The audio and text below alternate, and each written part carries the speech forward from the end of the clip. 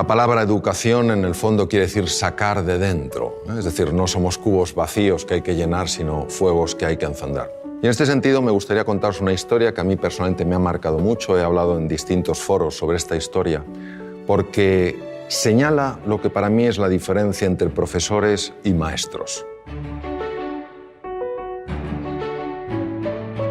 En 1951, en la ciudad de Detroit, nace un joven, un chico de color, que pronto nota lo que es la pérdida, porque siendo jovencito el padre se va y se queda la madre, una mujer que no tenía estudios, una mujer que se había dedicado a cuidar de sus hijos, y se ve con esta situación, con la situación de que tiene que sacar adelante una familia. Se dedica a limpiar apartamentos, a limpiar hospitales, etcétera, etcétera. Y claro, cuando uno ha vivido en la ciudad de Detroit, como he vivido yo trabajé en un hospital que se llama Henry Ford, en neurocirugía.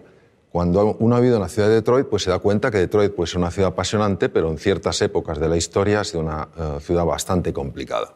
En los años 50 verdaderamente había un apartheid, una especie de apartheid, es decir, las personas de color se tenían que sentar en sitios distintos que las personas blancas, tenían que ir a baños diferentes, etcétera, etcétera. Y claro, este chico era un chico de color, era un chico pobre y que pronto pues, fue destacando no por su talento, sino por lo que consideraban que era su estupidez. Tampoco por su serenidad, sino más bien por su tendencia, su temperamento violento. Cualquiera que hubiera tenido, digamos, una bola de cristal habría imaginado que este chico habría acabado sin duda en un penal en los Estados Unidos, si no muerto en un combate entre bandas enfrentadas. Pasaba sus ratos, se olvidaba de su triste condición viendo programas de televisión, hasta que un día su madre decidió que iban a ver menos televisión y se iban a dedicar más a leer libros. Y les obligó a leer libros yendo a la biblioteca pública de Detroit, y el joven Benjamin empezó a enamorarse de los libros. Quiero que entendáis que en el colegio este niño tenía las peores notas, pero había un profesor, el profesor de ciencias, que verdaderamente era un maestro. Él creía que en todo ser humano hay grandeza, que en todo ser humano hay potencial, y que la misión de un maestro es ayudar a que ese potencial se despliegue y florezca.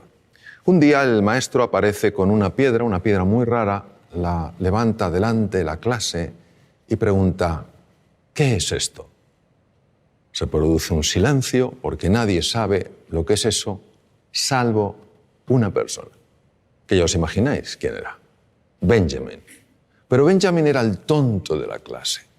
La primera pregunta es ¿por qué lo sabía Benjamin? Benjamin lo sabía porque en la biblioteca pública se había dedicado a leer libros de ciencias y por casualidad o sincronicidad, quién sabe, había encontrado libros sobre minerales y había una foto de esa piedra.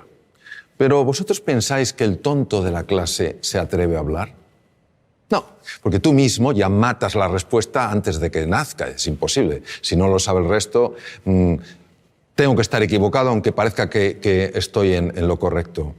Pero el profesor sostenía en la roca: de verdad que nadie sabe lo que es esta roca.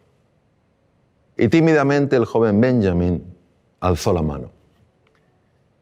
Es muy fácil decir: venga, Benjamin, ¿cómo lo vas a saber tú? Si tú no sabes nada.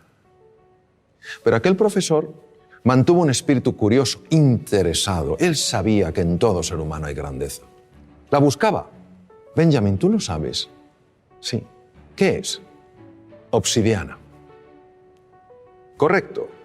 Pues ¿sabes algo más de la obsidiana? Y vaya que sí sabía el joven Benjamin. Empezó a hablar sobre la obsidiana, las temperaturas elevadísimas, luego el frío, cómo cristaliza la roca, etcétera, etcétera. Supuso un antes y un después en la vida de este chico, porque este chico recuperó la confianza en sí mismo. Creyó que era posible aprender. Creyó en sí mismo. Este chico pasó de ser el último de la clase a ser el mejor estudiante de su colegio.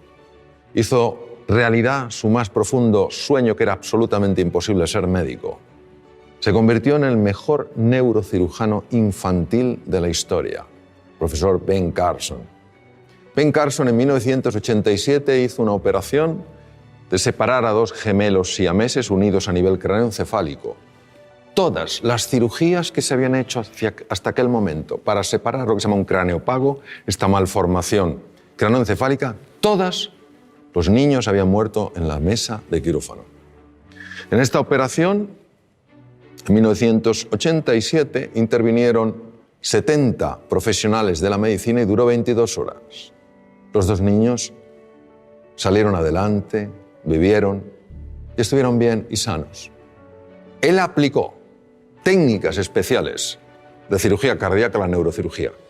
A nadie se le habían ocurrido. En todo ser humano hay potencial, en todo ser humano hay grandeza y tenemos, entiendo, que tener esta disposición a crear espacios de oportunidad para que esas personas puedan mostrar lo que en realidad siempre han tenido y siempre tendrán, pero que no todo el mundo mostrará si no ve ese espacio de oportunidad.